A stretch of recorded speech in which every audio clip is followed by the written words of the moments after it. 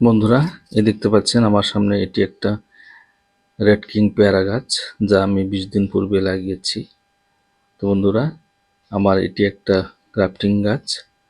এই গ্রাফটিং গাছের নিচের অংশ থেকে দুটি কুশি বের হয়ে আসছে। তো বন্ধুরা, এখন আমি কি করব?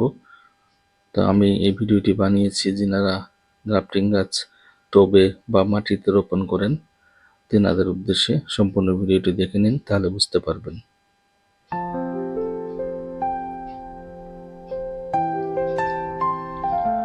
বন্ধুরা, সবাইকে স্বাগতম জানাই মুশফিক অর্গানিক গার্ডেনে। আমার চ্যানেলটি যদি সাবস্ক্রাইব না করে থাকুন, প্লিজ সাবস্ক্রাইব করুন। নোটিফিকেশনের জন্য বেল আইকনটি অবশ্যই প্রেস করুন। বন্ধুরা, দেখতে পাচ্ছেন এটি আমার একটি রেড কিং পেয়ারা গাছ।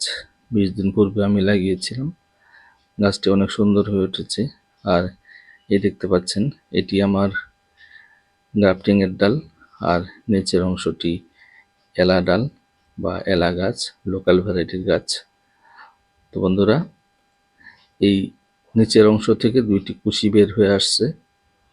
তো আমরা কি করব, এই কুশি দুইটি সম্পূর্ণ ভিডিওটি আমার সাথে থেকে দেখে নিন।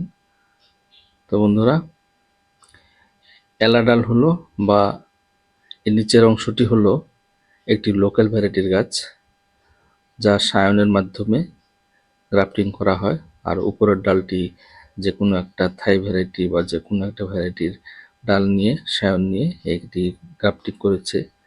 আর উপরের এই ডালগুলো দেখতে পাচ্ছেন আমার গ্রাফটিং গাছের ডাল।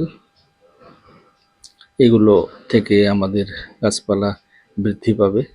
বন্ধুরা, নিচের যে দুইটি কুশি বের হয়ে আসছে, এই দুইটি কুশি আস্তে আস্তে ডালে রূপান্তরিত হবে এবং অনেক বড় হয়ে যাবে।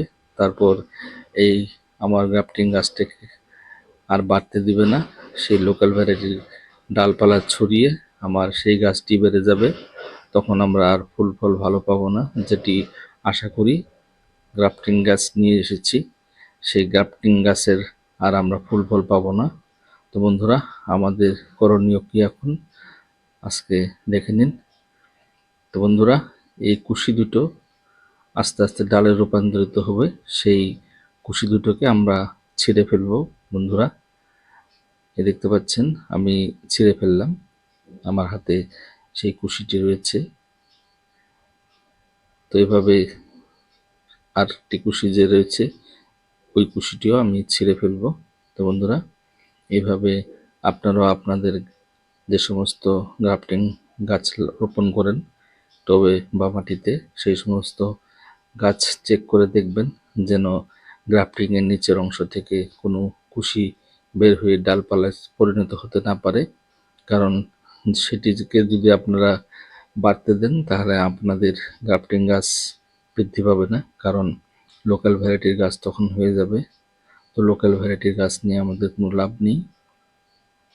তো এভাবে আমরা করব কাজ।